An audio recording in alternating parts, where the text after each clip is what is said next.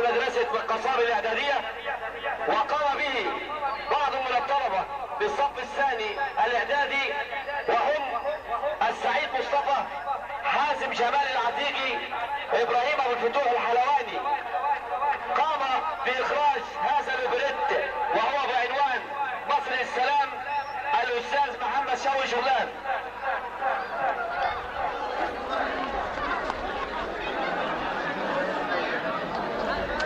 هذا الأوبريت بعنوان مصر السلام قام به بعض طلبة من الصف الثاني الإعدادي بمدرسة القصابي، السعيد مصطفى، حازم جمال العتيق، إبراهيم أبو الفتوح الحلواني. قام بهذا الأوبريت،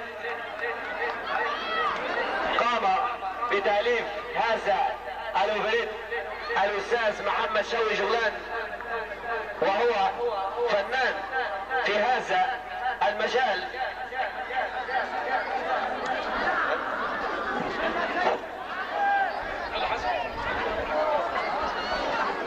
يلا نحلم، يلا نحلم. مش عايزين احلام في عصر مش عصر الخيال. مش هنخسر حاجة، تعالوا نحلم وياه ونشوف خياله ومداه. خيالي واسع ملوش حدود، على مرمى البصر ممدود. حصان وجامح ملوش لجان، رحالة وملوش مكان، بحار وملوش مرسى، ونفسي في وسط المية اعيش. هو انت حوت ولا انسان؟ واتمنى تشوفني اللي بيشوفوني هزيل وضعيف، يائس وحزين. كتير اشوفك فارس بارع قوي مسيطر وعظيم. كتير هيشوفك عصفور بتغرد وسط العصافير، وكتير هيشوف المكر اللي جوه عيونك، غول ثعلب او تنين. لو شاطر يعمل في حسابك انك مش راح تشغل بالك مين بيقول او مين بيعيد او مين بيزيد. شد نوعك زق المركب، حرك دفه وافرد ايدك جوه الميه، حرك فيها ملو الكفه، خطوه بخطوه هتدفيها، واعرف ان النار لو جبل فوق جبل فوق جبل الميه في ايدك تطفيها. في ناس بتشوفني نسل واطي وغسيل، وناس بتشوفك كتله من المشاعر والاحاسيس. سواء شافوك كده حلو او وحش اقول لك برافو عليك، المهم انك منشاف لانهم اصلا مش في حيز الرؤيه. لكن مش ده اللي شاغل بالي ومغير حالي ومشالب كلامي. انا وياك الموضوع اكبر بكتير من فلان بيقول او بيعيد او بيزيد. انا شغلاني حكايه حب، انا شغلاني حكايه ود، السلام والامان قصه حب وود كبير. الضعف بتحميه القوه يوم النصر في حرب اكتوبر، لحظه نصر حزب الله. الضعف بتحميه القوه يوم النصر في حرب اكتوبر، لحظه نصر حزب الله. زي حكايه حب البلد يوم بتقل ويوم بتزيد، لما بشوف الحزن ساكن كل بيت اجري واهرب واغمض عيني واكره نفسي واقول بعد بلادي. ولما اشوف الطفل صغير في حضن امه وهي بتم بقول الله اهدي بلادي. ولما بشوف الحب النادي وناس النادي بقول الله اهدي بلادي. ولما بشوف الحب الواضح جوه عيونكم لبع الناس بقول الله اهدي بلادي. يعني الحكايه حكايه حب بس بشويه دلع، لكن في المعنى والصعود بتلاقيني ورا الجدع. زي عين بتبص من تحت الوشاع، بكرهها ولا بحبها مش عارف، لكن اللي عارفه ان قلبي بتنفس من طلوعها لما بتنادي عليا اهدي حكايه حب وحين مش قادر عليها.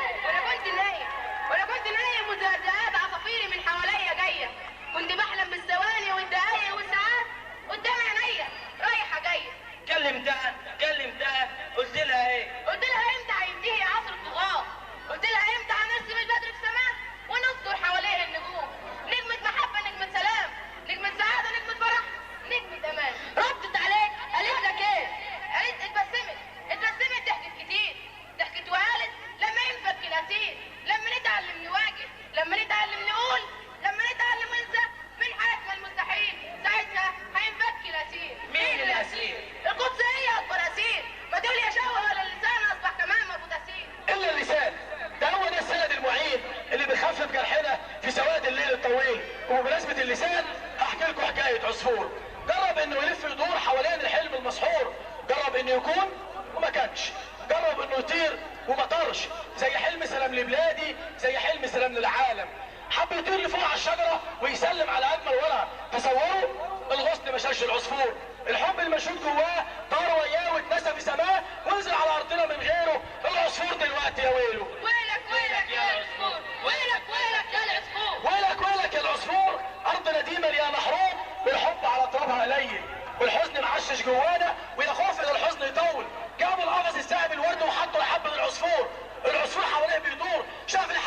حب يدوق دخل القفص الذهبي الوردي. العصفور اصبح محبوس زي حلم سلام البلادي، زي حلم سلام العالم.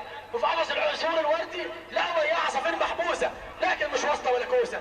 اخذ العصفور الامور جنب الواحد ونام الدلخه يحلم حلمه في لازم متين انه يكون غول او تنين يفرض على العالم جبروته ويسمع كل من صوته. هيحرر اسم فلسطين ويعي ذكرى صلاح الدين، هيرجع من تاني الدره وارض القدس هتصبح حره. هيعيش العالم في سلام، هيعيش العالم في امان، وهيضرب على ايد الظالم شد السيف القفص اتهز. صح العصفور واعرف انه مش تنين. قال يا رب وإنا امين، قال يا رب وإنا امين.